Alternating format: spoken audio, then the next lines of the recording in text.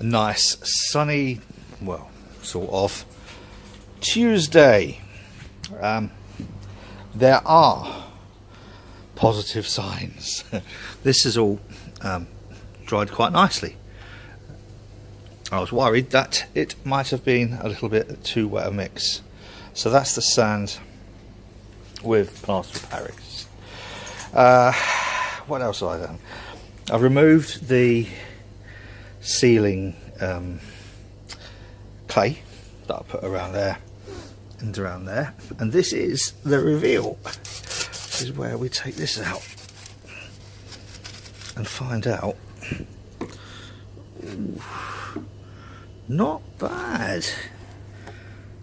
Could have been a little better filled, but we have a hole that goes through. That's where the gas burner will shoot gas inside. Now the next rather difficult thing is going to be removing this. I've got a horrible feeling this will need to be cut out and sacrificed. However, it's not looking too bad. I will need to get a little bit of kind of like refractory plaster just to finish that off in there, but I knew that was going to be the case. So I am not disappointed so far with our little pewter foundry. In fact, I'm actually quite proud of it. Look at that, I'm quite proud of that. My little beer keg foundry. I don't think I've mentioned it, but I haven't made one of these for about 30 odd years. The last time I made one was in the youth club. Never get away with that now. And it wasn't, it has to be said, a massive success. In actual fact, it exploded. Which I can say now, I can talk about that now.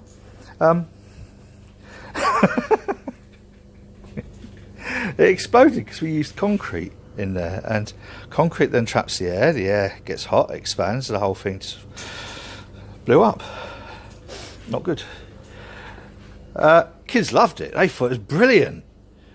Again with pewter, it blew up while there was pewter in there, but it hadn't fully melted, but it was still hot enough to take out the tree. Yeah, so hopefully this one won't. No, there won't be any kids around. Well, unless you've got some kids you'd like to volunteer to come and test it, just in case. Yeah, that's it. Very alarmingly, there is no way that bucket is coming out. I rather foolishly didn't coat it in cling film or grease before putting it in there, and so I've tried hitting it with a hammer. All I've actually managed to do is chip the plaster and sand around the edge, but you can see, if you look down in there, you can see there's only a few inches there, then the rest of it is the refractory cement. So I think we'll get away with it, but I don't quite know how I'm going to get the bucket out. Well, here's my idea.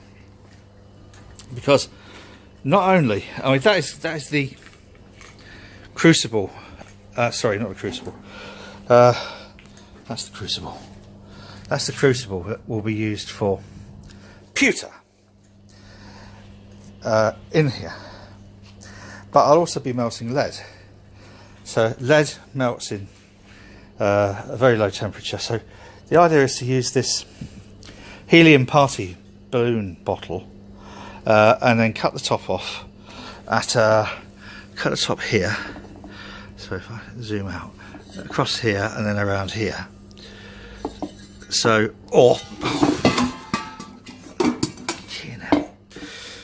or perhaps across here, or somehow, you know what I mean, so that we still keep the handle so we can lift it in and out, and then round here. So then that will form a crucible.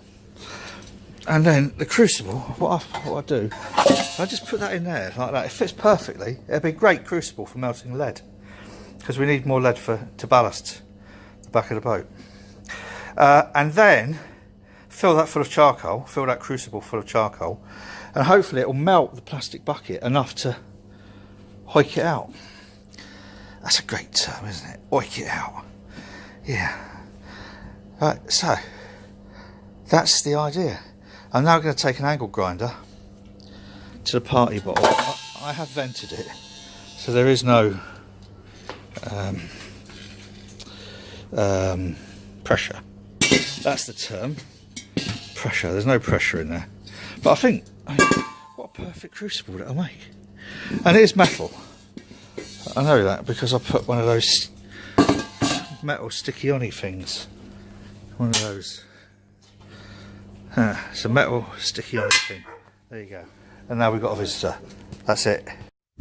This is really going to smell. So we have the Foundry, the plastic bucket, inside a homemade crucible, and in there some of the self-lighting charcoal stuff.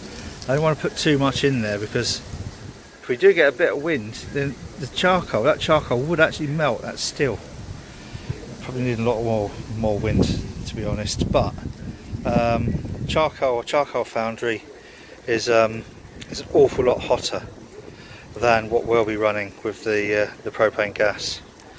Even that gets massively stupidly hot, obviously. But charcoal, blowing air onto charcoal would melt most things, to be honest. So this is the experiment. When that dies down a little bit, we'll see how the bucket goes. See if we can melt the bucket. Get the bucket out and then start curing the rest of the Foundry.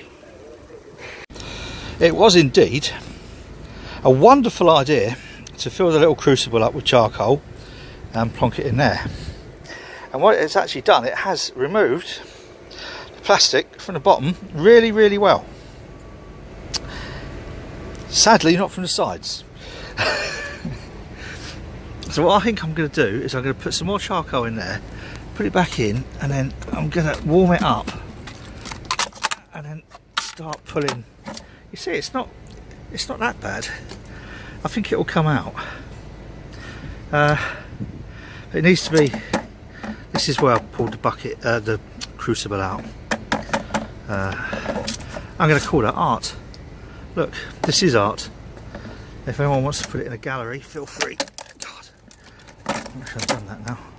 Anyway, yeah. So the next task is more charcoal, get that really nice and warm, and then I think because it goes all soft, I should be able, if I can get enough heat into the sides, I should be able to peel this all out, and we will then have the Foundry, or the furnace, or whatever you want to call it, the metal melting thing.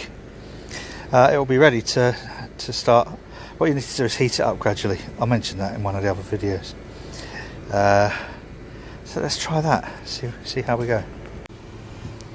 In Yorkshire terms, he has a great idea.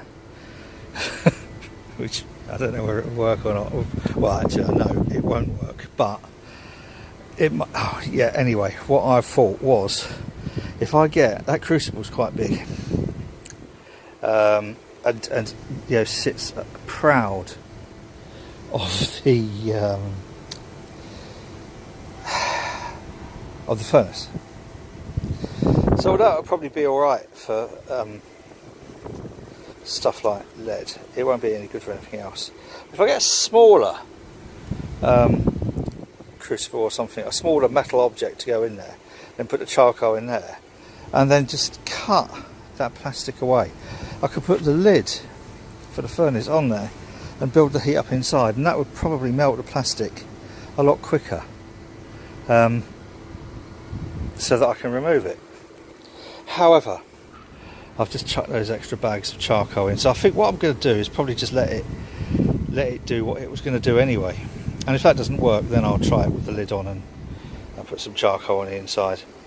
But the plastic does seem to have melted off the bottom reasonably well, and it hasn't removed any of the refractory cement from the bottom. I'm not overly asked, to be honest, about the sand and plaster of Paris mix, because that will crack and fall away in time anyway. However, the refractory cement is the important one under there, and I think we'll be alright. Yeah, come back and check it in a bit. Right, there's a great deal to be said for brute force and ignorance. And having a nice lunch with lots of very, very sexy nurses.